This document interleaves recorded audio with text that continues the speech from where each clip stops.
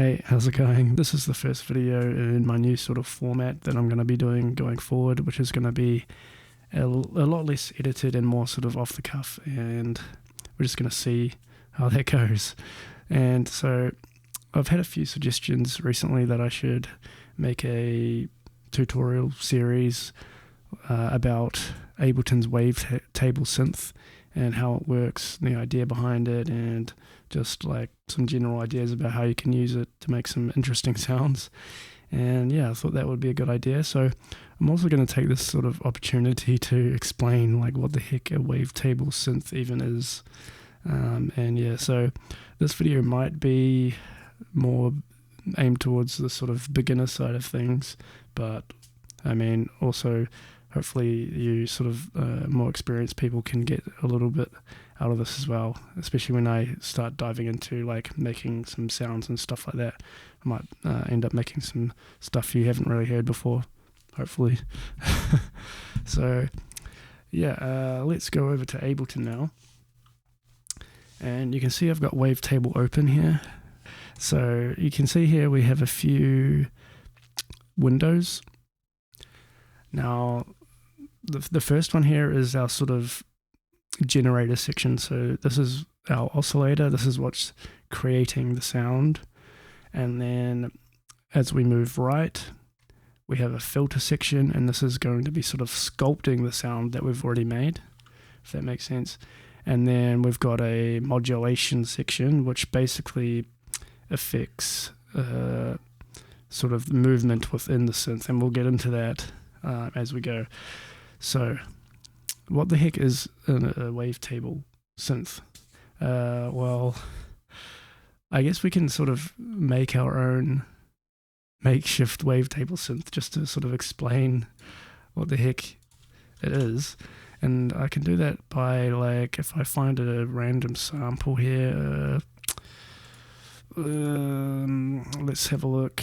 If I go to my desktop, I think I've got some stuff I was working on earlier. Let's have a look. If I just type loop, there we go.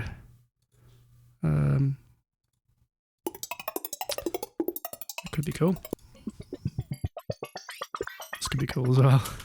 We'll try this. So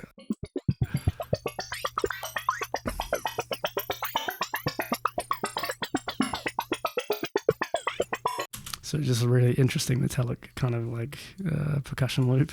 So what I'm actually going to do is I'm going to highlight like a small section of this here and hit Control J. And it's going to consolidate that little section of our audio file into its own little separate audio file.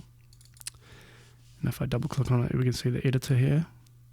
And what I'm going to do now is drag it onto an empty MIDI track. So I'm just going to hit Control Shift T to create a MIDI track, and then literally just drag it onto the effect rack of that track. You can also drag it. Oh no, you can't drag it there. My bad. Okay. So now you can see if I solo this channel and make sure it's record enabled, and if I just play like a middle C on my keyboard now, our sample will play back. And if I enable loop, it'll start looping. And now what I can do is I can decrease the length of the loop. And if I make it really, really short, I can also change the start point as well. So if I make it really, really short, kind of starts sounding like a oscillator in itself, right? Like a single note. Especially if I disable the snap option. Basically what the snap does, if you didn't already know, is that it tries to snap the audio file to where the zero crossings, or it tries to get as close as possible to them. So you can see there, which basically just means every time it loops it's going to have less of a click. But we can disable that, and then we're just totally free to make it as short or long as possible.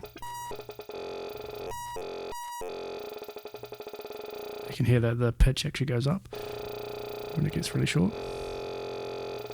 We'll leave it on for now. But now that we have this audio file and we can loop it. If I actually change the start position of the loop as it's playing back, that's basically what a wavetable is. You can think of this whole audio file as our wavetable. If I just start moving the start point.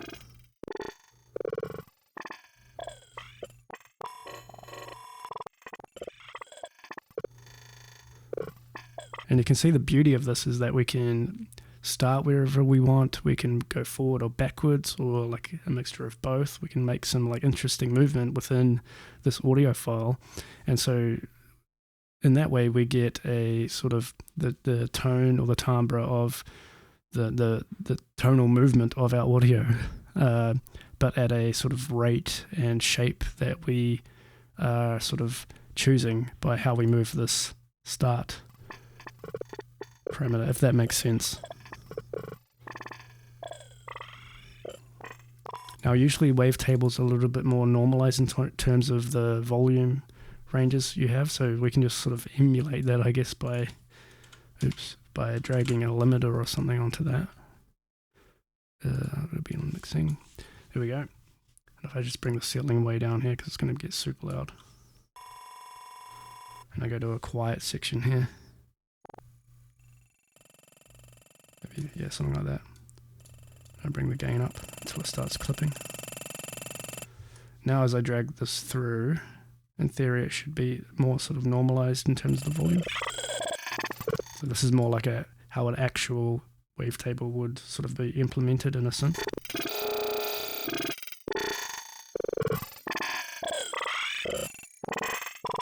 So you get some interesting movement. What you can do is sort of scan through a wavetable and listen to where you get some interesting movement happening, and then sort of focus on that, and then modulate the start point, or what we call the wavetable frame, in ways that sort of accentuate that movement.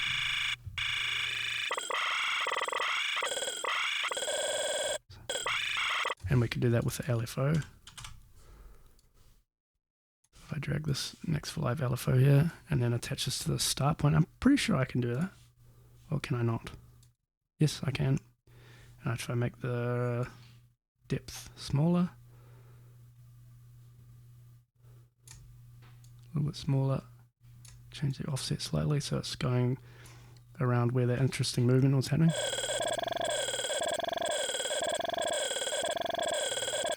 Get some interesting sort of sounds. And so we've basically like made our own little weird makeshift wavetable synth at this point. And so now when I go over to like actual wavetable, it's going to make a lot more sense. So what's happening here is you can imagine this slider here is our start point. So that would correspond to the start parameter on Simpler here. That's also called the wavetable frame, and we can also change that just by clicking and dragging here. And you can think of our audio file, so what's going left to right here. So our audio file as a whole is literally just this whole wavetable, so going from bottom to top. And then, so yeah, that's pretty much it. So I've got this oscilloscope up the top right here, if you can see that. Yep. So if I hold down middle C, you can see our waveform here literally looks exactly the same as what is displayed in the wavetable display here. And if I move the frame upwards, you're going to see it's going to change shape, and it's going to perfectly correspond to what we have.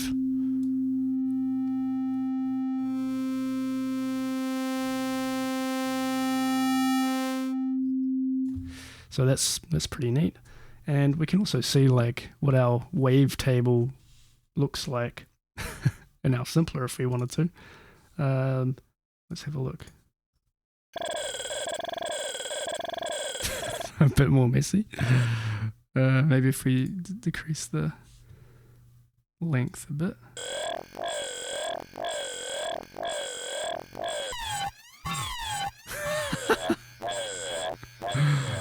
Crazy.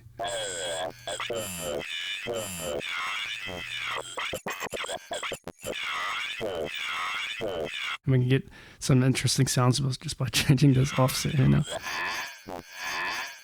I'm getting carried away now, aren't I? But you can see that's basically the idea of wavetables. And this is a more sort of granular way of thinking about it and like implementing it. But it's basically the same thing. You can think of it in the same way. So we have our oscillator or wavetable generator, like I said. We actually have 2 of those. So if I enable this one and click the tab and go between, if I actually change the wavetable here, you can actually see that they're different. Now we also have the volume of our generator or oscillator. That can be modulated. We'll get into modulating in a bit. We also have the panning of the oscillator as well. So along the bottom here we have the sort of warping of the wavetable. This bottom section is where we can sort of modify the shape of our waveform. So we have a tab here, and these are different sort of ways of modifying the waveform. And then depending on which one we choose, these 2 options are going to change. Okay. So we have none, which is just doing nothing. And FM, classic, and modern. So if we're on modern, we're able to warp the waveform. So if you just look at either the waveform display here or what's happening in the oscilloscope, as I warp the saw wave,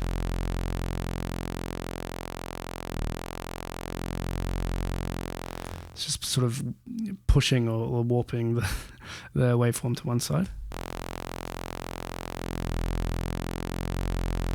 It's a pretty classic thing to do with the square wave because it's pretty similar to like pulse width modulation. It basically is pulse width modulation. And we also have fold, so that's gonna, well, have a look.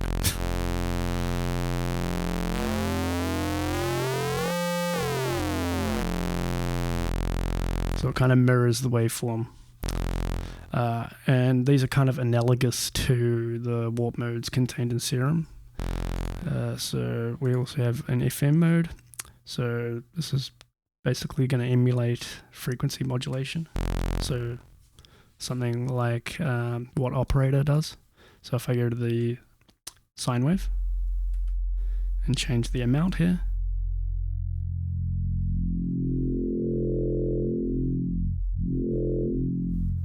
basically FM. And I can change the tuning of the FM as well.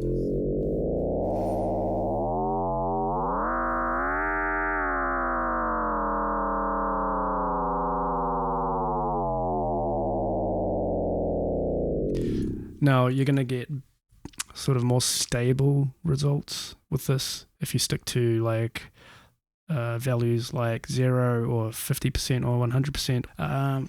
So yeah, that's that. And we can also do that with the saw waves, which is pretty neat.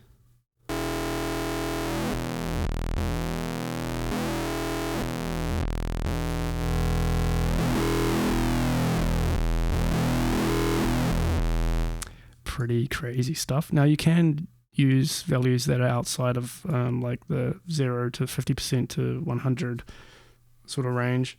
But you're just going to get more sort of dissonant type tones. Amount. Which could be cool for making like bells or just really eerie, weird sort of background pads or whatever. Okay. And we also have, what did I cover already? Modern, classic. I didn't do classic, did I? So now we have an actual pulse width modifier here.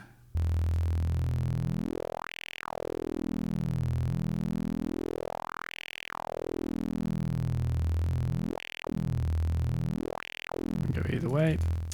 And we have a sync amount, which was already enabled there. So what sync does is it basically just doubles the waveform. So you can hear it going higher in pitch, kind of. This is usually a sort of thing that's done with saw waves.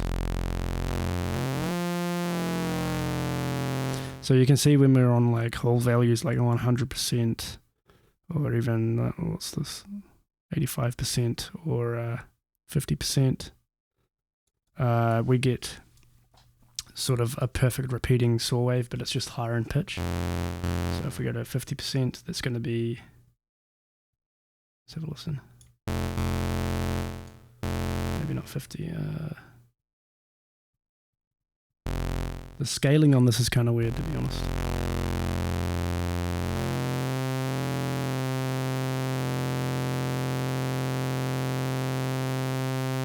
So they're 66%, I guess. This is going to be like 2 octaves up compared to 0. So yeah. Okay. So that's pretty much the oscillator section covered. Well, we can actually also change the view of our wavetable. That doesn't really change how it sounds at all, but you get this more interesting sort of display there, which is a little bit less like useful in my opinion, because you can't actually see what the waveform looks like, but it does look cool though. Looks pretty sweet. I probably should also mention that up here we have our wavetables. So this is where we actually change the wavetable. So we have our categories here, and then our wavetables contained in those categories. So I would definitely recommend like just taking an afternoon to listen to every single wavetable in here, and just like maybe play around a little bit with each one to see what sort of sounds you can make. Like part of learning like a FM synth is just playing around and seeing what ratios make certain sounds and all that sort of stuff. But I'd say like a major part of learning a wavetable synth is literally learning like what wavetables it comes with and how they sound and which ones are useful for certain things. So yeah, basics. These are just all sort of, I would say, more sort of utility type things. So for example, basic shapes has our basic waveform shapes. So if you noticed with our simpler makeshift wavetable, we were sort of trying to get interesting movement happening within our wavetable. And a lot of wavetables are aimed towards making that sort of thing happen, but a lot of them are also sort of utility things where they just have a whole bunch of different useful wave shapes that aren't necessarily designed to be modulated across, but you definitely can do that. Like, it's just a little bit less sort of useful, but yeah. So just to contrast, like a more morphing sounding kind of wavetable compared to this more utility type thing, we can go into like maybe complex might be good, and then bit in sync.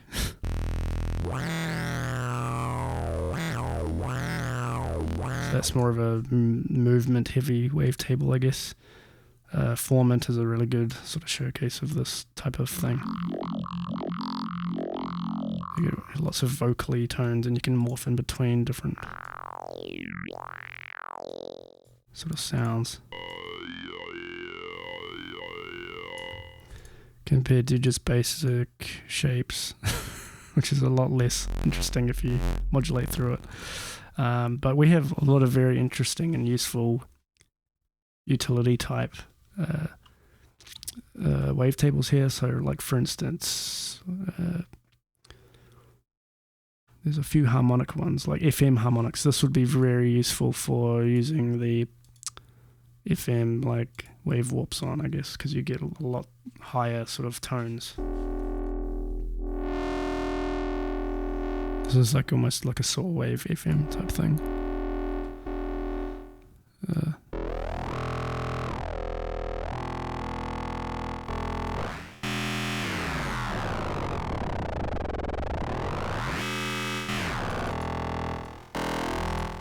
And also there's another bunch of harmonic wavetables. I think they have their own category, yeah, harmonics.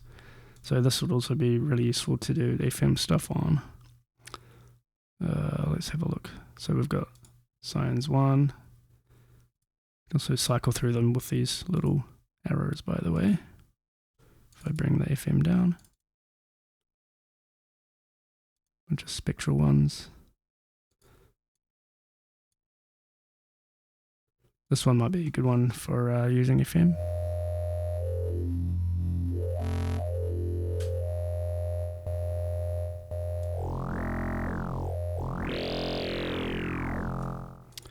Pretty neat. There was one I had in mind that had like the whole harmonic series.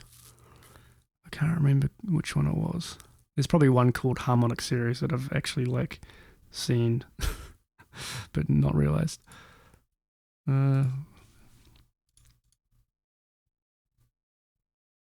Harmonic Series, there it is. So if I scan through this, it's not a perfect harmonic series. There's definitely like multiple harmonics ringing out at a time here, but this could also be like fun to do some FM on.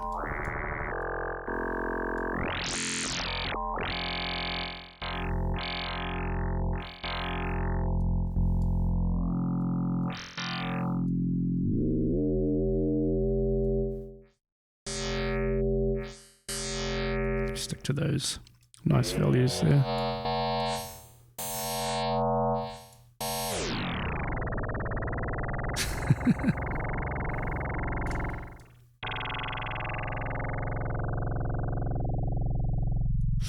Cool stuff. Okay, that's pretty much everything in the Wavetable oscillator here. There's also some detuning things here, so you can detune by semitones or cents, which is pretty self-explanatory, I guess.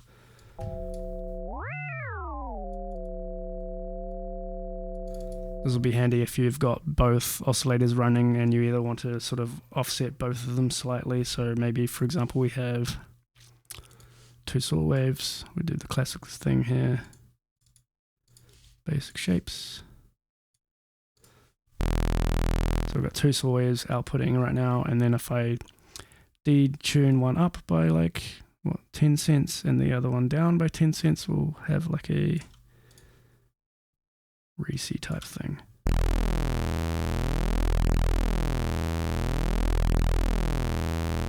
Yeah, pretty cool.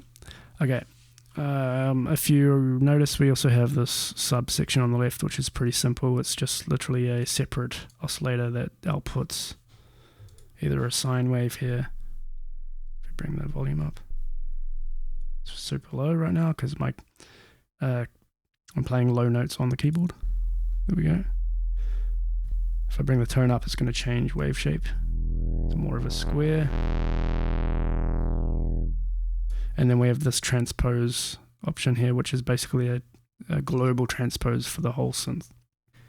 Yeah, this video went for way too long. I have to split it into 2 or 3 parts, so I'm sorry about that. In the meantime, though, if you want to check out my Patreon and give me some support, that would be like really, really much appreciated. No pressure, of course, but we do have exclusive tutorials and sample packs and racks and all that sort of stuff, and it's only a few dollars a month. Yeah, so thanks to all my existing supporters. You guys have been really, really amazing over the past few months. And yeah, I'll see you in part 2, where we get into some really interesting sound design. Thanks.